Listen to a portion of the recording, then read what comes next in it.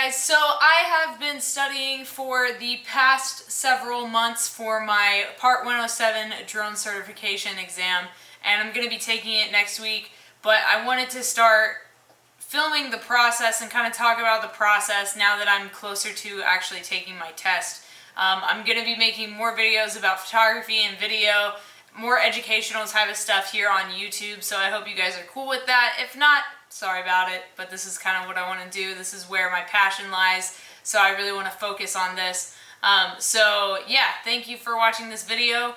I started studying because the FAA has become more restrictive when it comes to the rules of flying drones. They realized how big this consumer market for drones was, and they were like, oh crap, we can't have people flying into airspace. There are laws and there's rules that we have that are existing that now have to be implemented in this commercial aspect with drones to keep people safe, because you don't want people flying over airports. Like at Gatwick, we had that incident where the 1 or 2 drone pilots were flying 1 or more drones around Gatwick Airport, and it suspended a lot of flights, and it made a lot of people miss their flight or have a delay or cancellation or whatever, and that's something that is really bad for business. So not only is it to keep people out of airspace, but it's also, they also implemented these rules, and they're making us get these certifications because you need to be trained, you need to know what you're doing, you need to know where you are, you need to know about weather, you need to know about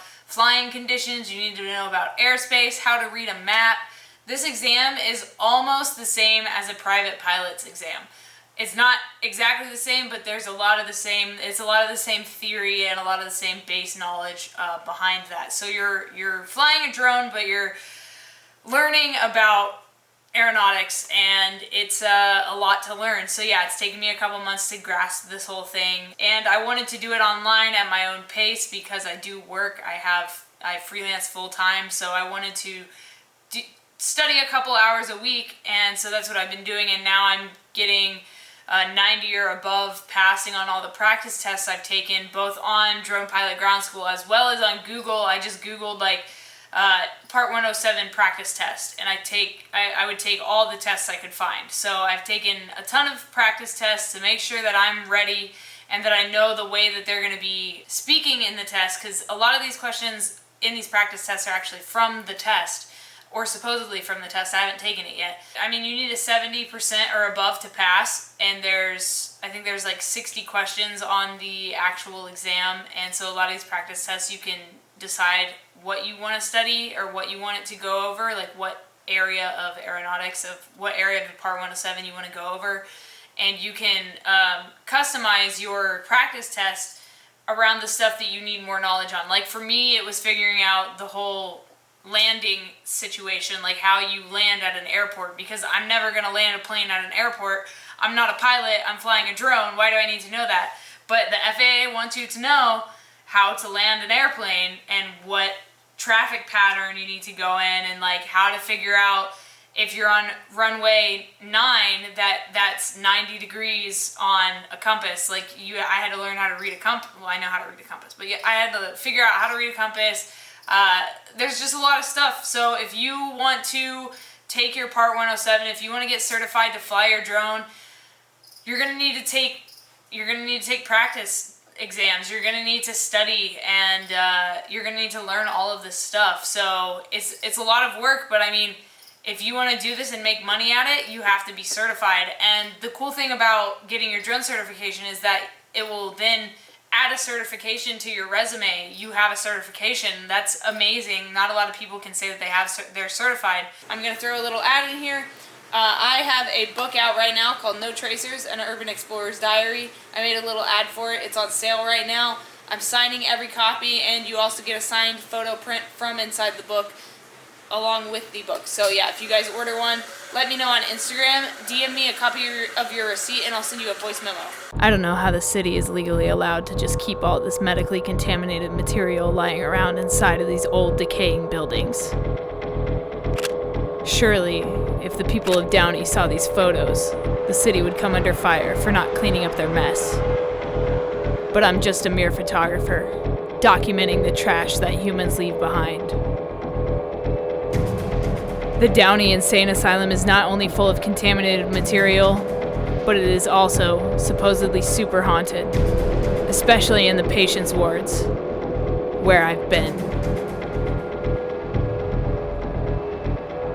Let me tell you, if I hadn't believed in ghosts before visiting the patients' wards here, I became a believer upon stepping into the asylum.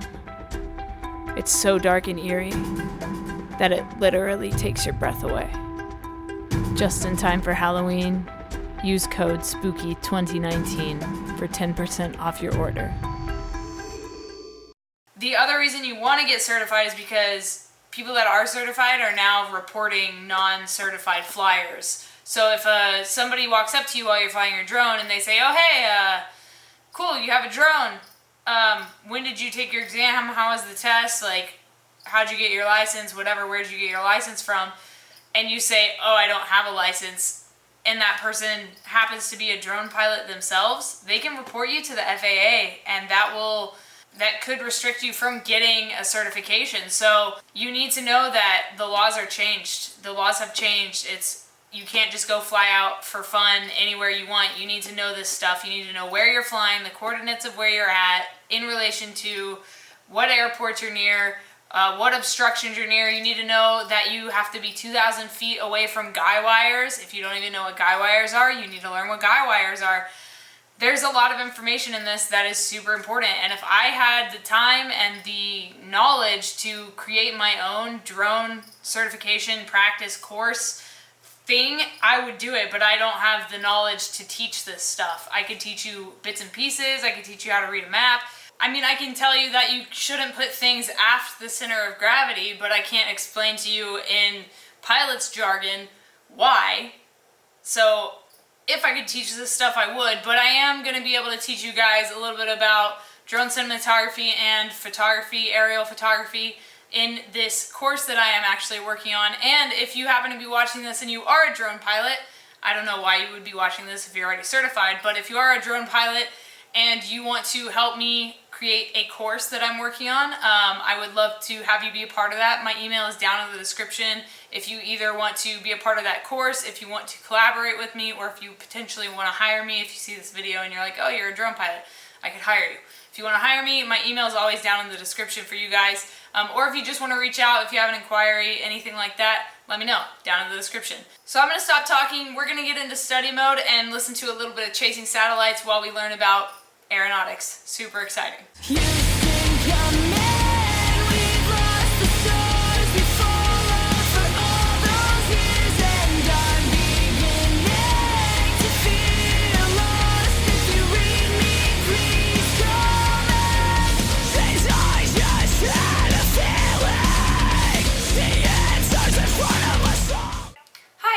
I'm calling to see if I can schedule to take a Part 107 practice test, or test there. Sure. When would you like to come in? Do you guys have like a schedule, or is it just kind of like open? Is it like whenever? Well, you can log in Monday through Thursday, 9:30 through 12:30. Okay, so I don't need to like schedule like a month out or anything. It can literally be next week. No.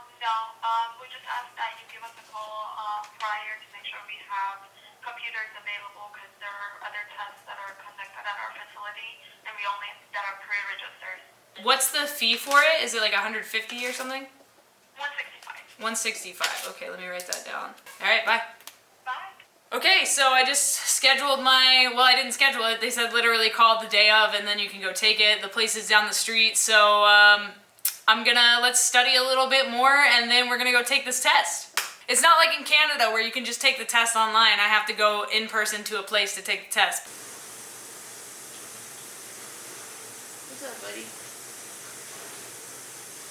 So if you guys come back next week to this YouTube channel, you will get a video about what the exam was like, questions that were on the exam, things that I got wrong if I get anything wrong, which surely I'll probably get something wrong because the way the FAA likes to word their questions, they're probably going to try to trip me up a little bit on this exam. So I'll let you guys know what questions were kind of like confusing so that you know what to study more for. And other than that, after we do the exam, I'm going to be making a lot more photography and videography videos.